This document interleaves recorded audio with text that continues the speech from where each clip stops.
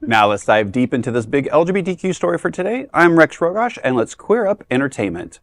Netflix's Queer Eye to end after season 10. Netflix is saying goodbye to one of its most beloved and longest-running unscripted series. The streaming giant announced Wednesday that Queer Eye will end after season 10.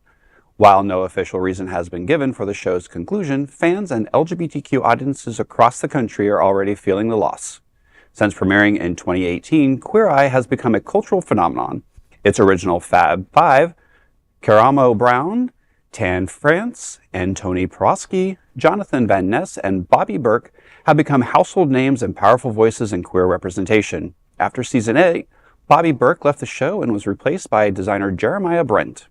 The Fab Five have journeyed across the globe, bringing heartfelt transformations and unforgettable moments from Kansas and Missouri to Las Vegas, New Orleans, and even Tokyo.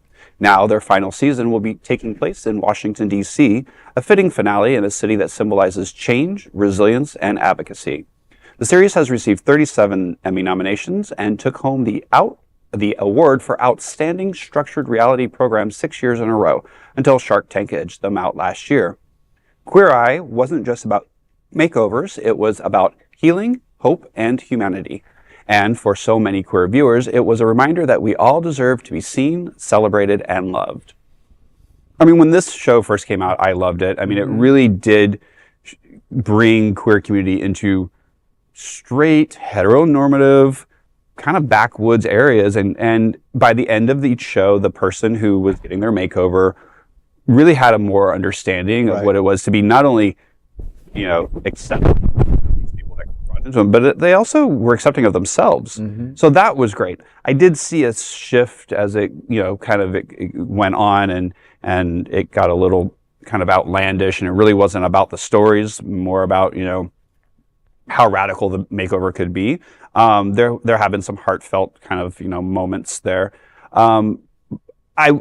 It's interesting that they're leaving. I mean, unfortunately, HGTV has just done a bunch of canceling of shows, of some of their most popular shows, and a lot of people are blaming it on DEI, kind of rolling back. I mean, a very queer out TV show on HGTV, a POC, and these two shows were their top shows, and they just cut them without anybody saying. So to hear this and the timing's about the same, I wonder why, like they said, that it's being cut. It's a shame, but, we have to honor the progress that it made, and it did become a household name, and it did give a voice to a lot of queer people, and gave them a platform. And we've seen Van Nuys now everywhere, and red carpets, and, without that platform, he probably... who's to say that would have happened? So the show brought a lot of success in a lot of ways to the gay community, and I'm very grateful for that. But at the same point, 10 years is a long time.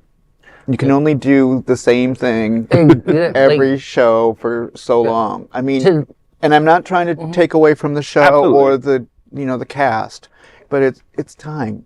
How many shows out there have made it that long? Exactly. So let's celebrate that. I mean, Shark Tank is another one that needs to leave. Don't even give us Bobby, don't worry. I'll take away from this show for you.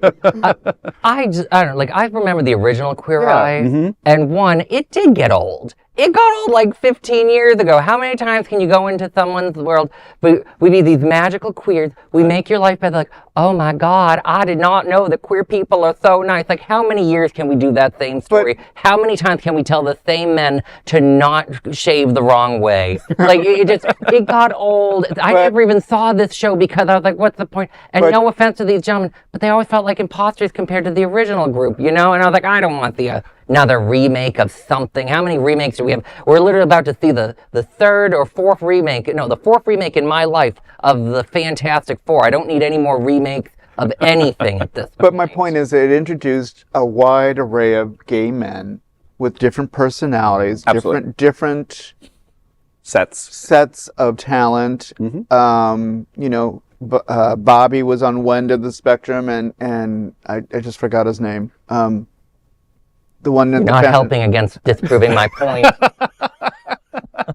I think they need to redo this show and go back to see the people who got remade and see where they are now. Yeah, that might be a good way. Good way. Like, see if they held on to. But I'm just saying it shows a wide spectrum, of the kind of men that exist in the gay community. Some are more butch than others, and they all have the same emotions, and then we are real people of our own personalities, and that was the important part of the show when I saw it, because it introduced people to farm towns of 300 people. Mm-hmm. That everybody, you have gay cowboys and you have gay farmers and you have lesbians, and it was a success in that capacity.